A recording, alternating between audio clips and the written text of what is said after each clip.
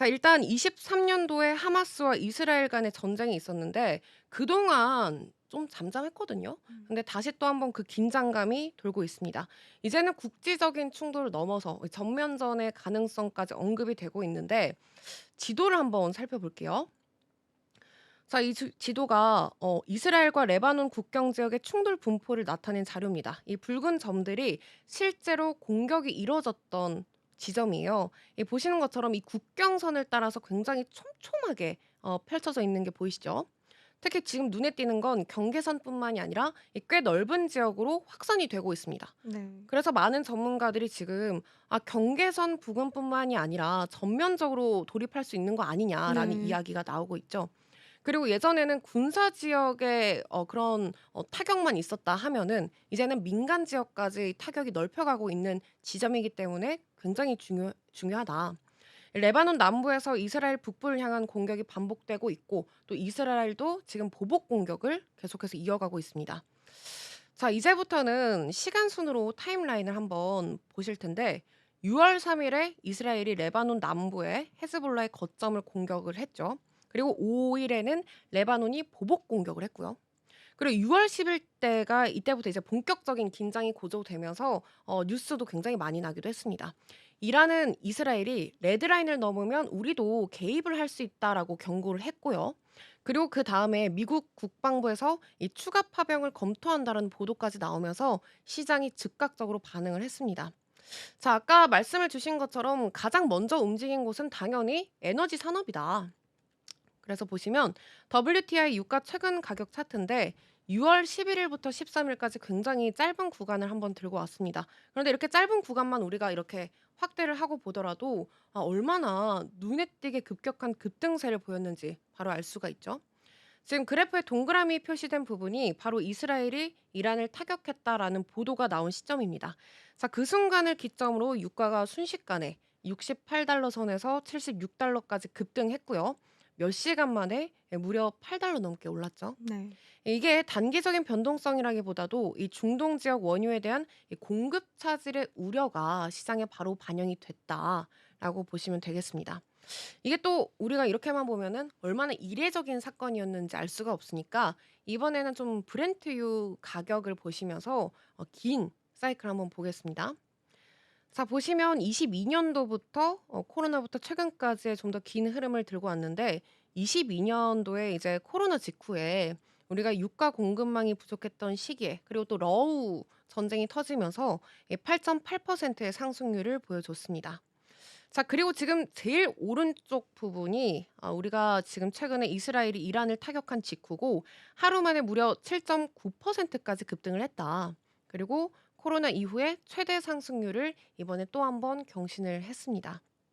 저희가 그래프를 보시면 딱 아시겠지만 중간중간 변동성은 있어도 이렇게 급격하게 우리가 그래프에서 이렇게 치솟는 구간을 스파이크 구간이라고 하는데 이렇게 스파이크 구간이 나왔던 거는 정말 이례적인 상황이었죠. 자, 중동의 전쟁 긴장감이 높아질 때 우리가 유가가 급등합니다. 그런데 지금 그 이유를 한번 살펴보시면 가장 베이스에 깔린 게 바로 이 호르무즈 해협이라고 보시면 돼요. 이 호르무즈 해협 같은 경우에는 이란이 개입할 경우 호르무즈 해협이 봉쇄 가능성을 열어두고 있는데 전 세계 원유 수송량의 20%, 그러니까 무려 5분의 1이 이 항구에서 지금 생기고 있다. 맞습니다. 보시면 되겠습니다. 자, 여기서 만약에 문제가 생긴다면 당연히 공급 면에서 차질이 생기고요. 그리고 장기적으로는 글로벌 인플레이션이 압력이 생길 수 있는 구간이다. 그렇다면 이 기름값과 소비자 물가, 그러니까 이 인플레이션이랑 어떤 관계가 있냐라고 질문을 주실 텐데 지금 살펴보시면 2000년부터 22년까지 굉장히 긴 사이클의 차트를 들고 왔어요. WTI 유가와 미국의 소비자 물가 상승률, 그러니까 CPI가 어떤 관계성을 가지고 있는지 한번 살펴보겠습니다. 지금 보시면 이렇게 붉은색 구간이 유가고요. 그리고 푸른색 구간이 이 그래프가 우리가 알고 있는 인플레이션, 그리고 소비자 물가 상승률 CPI입니다. 자, 그래프를 천천히 한번 살펴보시면 2008년도가 우리가 알고 있는 금융위기죠.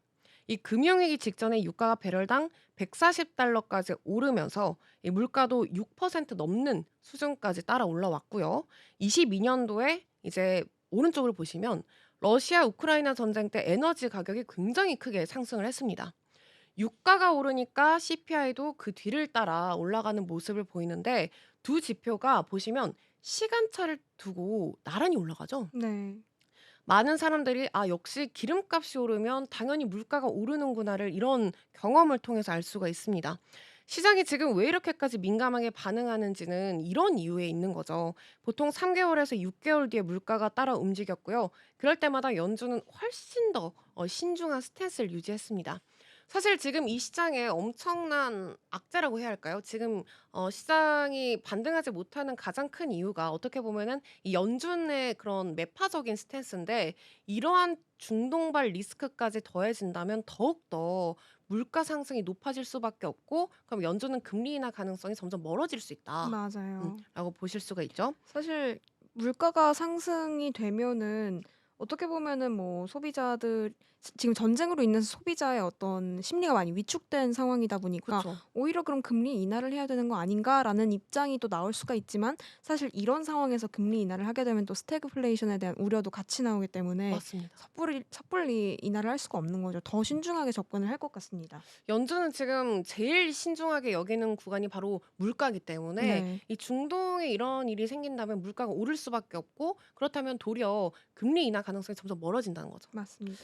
네, 그래서 지금 말씀을 주신 게 투자 심리가 위축된다라고 말씀을 해 주셨는데 그래서 저희가 시장의 공포를 나타내고 있는 빅스 지표도 한번 살펴볼게요. 자, 올해 상반기 3 월을 보시면 저희가 관세 전쟁에 대한 충격, 뭐 관세 쇼크 이런 이야기가 나왔었죠. 이 빅스 점수가 22 점까지 음. 올라갔습니다. 그래도 보시면 6 월에는 그나마 좀 비교적으로 안정적인 수치를 보여주고 있고 아무래도 관세발 우려가 중국과 합의가 좀 될 수 있다라는 진전 이야기가 나오면서 이렇게 빅스 지수도 다시 소폭 하락세를 보였습니다. 하지만 최근 12 일에 굉장히 급격한 상승을 보였죠. 공포 지수가 20을 넘어서기도 했습니다. 빅스가 20을 넘는다는 건 투자자들이 지금 시장의 변동성을 굉장히 심각하게 보고 있다는 뜻이고 그리고 전쟁이 단기적인 충돌로 끝나지 않고 이 글로벌 자산 시장에 굉장히 큰 영향을 미칠 수 있다라는 거죠. 지금 이 빅스 점수는 바로 S&P 500 점수에서도 나타났습니다. 자, S&P 500 지수 최근 흐름을 보시면 이렇게 동그라미를 그려왔는데 이 구간이 6월 10일 이스라엘이 이란 핵시설을 타격했다라는 소식이 나오고 나서 시장은 정말 즉각적으로 반응을 했습니다. 지정학적 리스크가 단순한 우려를 넘어서서 실제로 시장 참여자들의 매도세로 이어졌다는 거고 특히 S&P 500 지수가 불과 몇 분 만에 6020선 아래로 5940선 아래로 급락을 했습니다.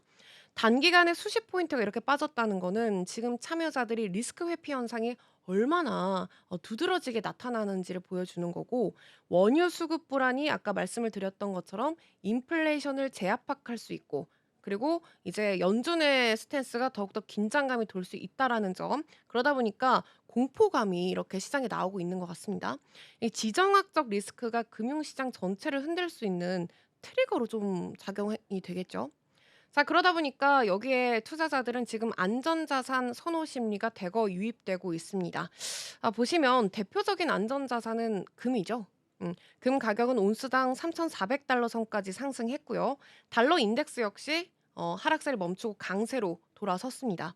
전반적인 투자 심리가 지금 뚜렷하게 보수적인 방향으로 나오면서 리스크오프의 전형적인 반응을 보여줬다라고 보시면 되겠는데 지금 투자 심리가 이렇게 보수적으로 변한다는 건 우리가 알고 있는 포트폴리오 그러니까 내 투자 자산에 대한 리밸런싱에 있어서 자산 배분 전략까지도 흔들고 있다.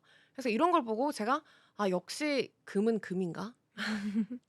왜냐하면 '이제는 악재가 끝났겠지.' 하면 또 다른 블랙스완이 터지다 보니까 우리가 이런 부분에 있어서 포트폴리오를 짤 때 100에 있으면은 100이 암호화폐 시장이 아니고 100이 미국 주식이 아니라 내가 잘할 수 있는 분야에 뭐 60을 넣고 20을 넣고 뭐 10은 ETF라든지 5%는 뭐 이런 금이라든지 이런 포트폴리오 리밸런싱이 분명히 필요한 것 같아요. 네. 근데 저도 안 됩니다. 저도 안 돼요.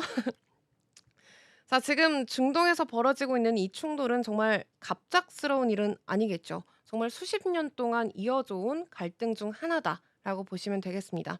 하지만 전쟁이라는 단어는 언제나 시장에 공포감을 가져다 주고요. 앞으로 이 상황이 더 확대될지 진정될지는 아무도 모르겠죠. 하지만 투자자라면 우리가 지정학적 리스크가 시장에 미치는 영향을 냉정하게 바라보셔야겠습니다.